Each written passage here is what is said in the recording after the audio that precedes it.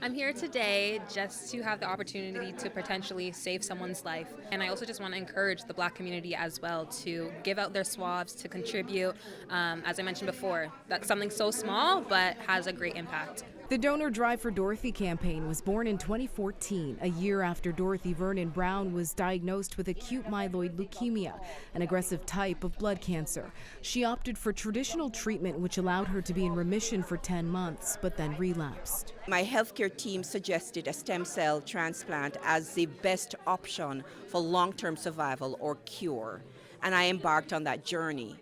Well, the problem when I started to look into what that looked like, I realized that only 1% of Canada's National Stem Cell Registry had Black potential donors. Since then, the donor list has grown slightly, according to Dorothy, with the number of Black donors now making up about 2% of the National Registry.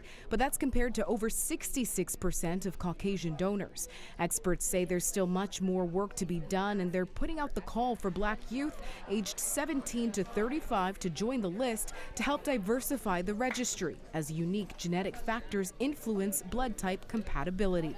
It's best to have someone that looks like you. So if you have a stem cell that doesn't really belong to your body produces antibodies, and then there's like a war going on in your body.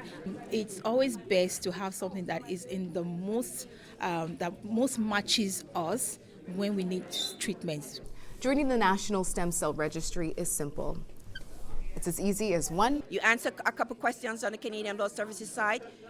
2, You swab the 4 corners of your cheek, which is really, really painless. 3. If you're called, there is no invasive surgery. I think there's a lot of misnomer out there and misinformation that somehow a stem cell transplant equals a big surgery. It doesn't. It's pretty much like a blood transfusion. According to the Canadian Cancer Society, in 2024, over 23,000 Canadians will be diagnosed with blood cancer. Blood cancer also represents almost 10% of all cancer diagnoses in Canada. If me donating can help one Black person that actually needs help, why not? People need matches, and people like us, people of color, usually don't swab and they're not on the list. So if someone in my community needs a match, I'm happy to be there for them. I'm really happy to say that in March, coming this March, I will I've had the transplant 11 years. I am considered cured, not in remission, but cured. And that is the power of a stem cell transplant. For more information on how to donate, visit the Canadian Blood Services website. In Toronto, Rhianne Campbell, City News.